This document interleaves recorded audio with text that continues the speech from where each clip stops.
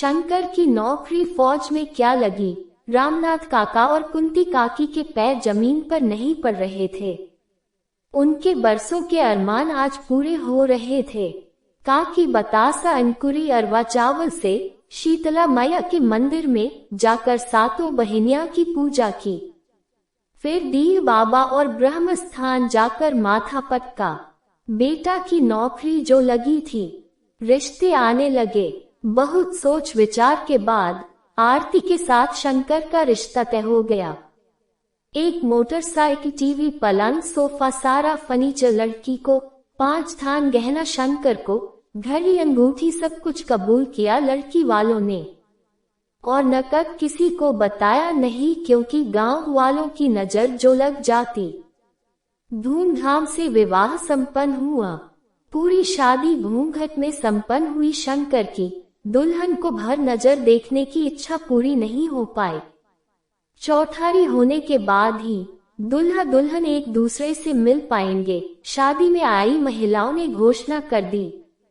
बेचारा शंकर पूरी रात करवटें बदलते छत पर चांद को निहारता रहा। आज रात को आरती से मिल पाएंगे। शंकर बेसब्री, खुशी, थोड़ी झिझक के साथ रात का इंतजार करने लगा। रात आई, खाना पीना खत्म होते होते रात के 11 बज गए। अब तो आओ आरती। मन ही मन शंकर बुदा रहा था। इंतजार का बदला जरूर लूंगा। मंदिर के किनारे बैठने वाले माली के लड़की से छुप छुपा के जो गजरा लिया था, गर्मी और इंतजार के कारण अपनी ताजगी और महक खो रहा था। बेशर्म होकर बाहर आंगन में आरती को देखने आया, पर आरती तो आजी से लेकर शादी में आई रिश्ते की मौसी, चाची, काकी, मामी, फुआ सबके पैर दबा रही थी बारी बारी से। शंकर को देखते ही औरतों का एक जोरदार ठहाका गूंजा और शंकर गुस्से में कमरे में चला गया। कितना कुछ सोचा था, कैसे घूंघट उठाएगा, गजरा चोटी में लगाएगा और सीने से लगाकर अपने बेकरार धड़कनों को थोड़ा। पर सोचते सोचते शादी के थकान के कारण उसे नींद आ गई और सुबह नींद खुलने पर आरती जा चुकी थी अपनी रसोई छूने की रस्म पूरी करने के लिए।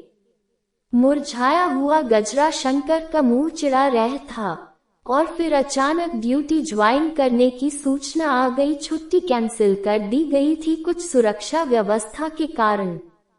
शंकर का दिल गुस्सा, बेबसी और दुख के मिले जुले भाव अपने अंदर दबाए, आंखों के गीले कोरों को छुपाते अपने हैश अरमानो हैश का गला घोंटते ड्यूटी पर चला गया।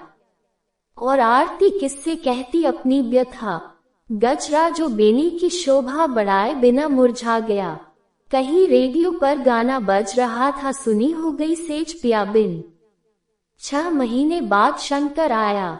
आरती 6 महीने कैसे बिताए ये सिर्फ वही समझ रही थी। ब्याहता थी पर पति के प्रेम को महसूस करना तो दूर भर नजर देख भी नहीं पाई थी। पर उसकी व्यथा को समझने वाला कोई नहीं था।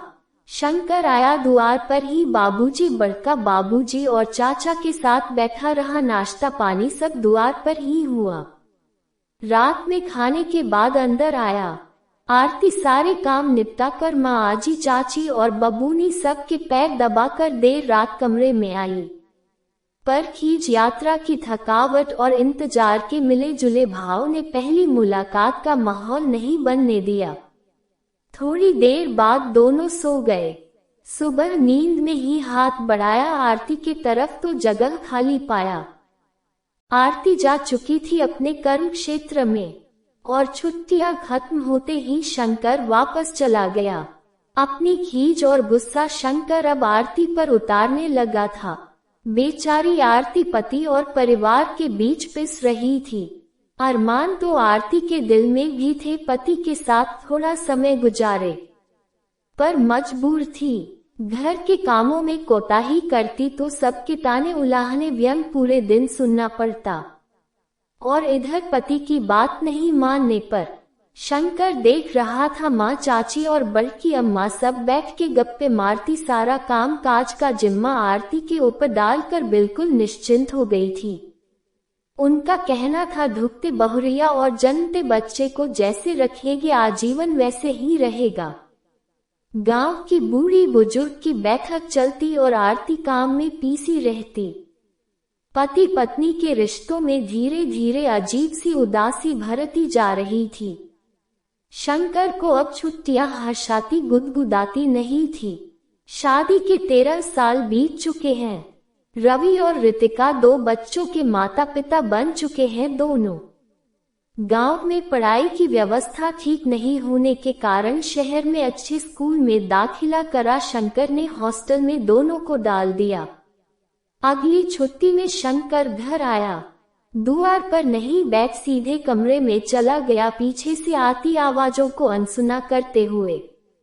रात में सबको सुनाते हुए बोला, आरती खाना पीना सारे काम 10 बजे तक खत्म कर कमरे में आ जाना, वरना हाथ खींच कर ले जाऊंगा। घर में सब आवक। आज क्या हो गया है शंकर को शादी के इतने सालों बाद? किसी ने कुछ पढ़वा कर खिला दिया है, मति भ्रष्ट हो गई है। और शंकर सोच रहा था, जो माँ बिना कहे बच्चे के मन की बातें समझ जाती है, वो माँ मेरी मनोदशा क्यों नहीं समझ पाए। एक फौजी के अंदर भी दिल धड़कता है, जिसमें कुछ अरमान छुपे होते हैं। अपने अरमानों का गला आखिर कब तक घोटेंगे? साल में मुश्किल से 1 या 2 बार छुट्टी मिलती है। कुछ वक्त अपनी पत्नी के साथ बिताना चाहता हूँ। हर उम्र की जरूरत अलग अलग होती है। बचपन में माँ के सिवा कोई नहीं भाता। नई नई शादी होने पर पत्नी का ज्यादा से ज्यादा साथ रहना बहुत अच्छा लगता है। ये पड़ाव हर किसी की जिंदगी में आता है, पर लोग अपना वक्त भूल जाते हैं। अब मुझे बेशर्म बनना ही होगा। और मैं जब इस घर का बेटा होकर कुछ नहीं बोल पाया अब तक, बेचारी आरती तो बिल्कुल निरीह प्राणी है। मेरे जाने के बाद घर वालों के साथ ही इसे रहना है। फिर भला कैसे इनके मर्जी के बिना जल्दी कमरे में आ जाती। अपराध बोध से भर उठा शंकर। और इस छुट्टी में मैं आरती को लेकर उसके मायके और फिर वहीं से बनारस लेकर जाऊंगा।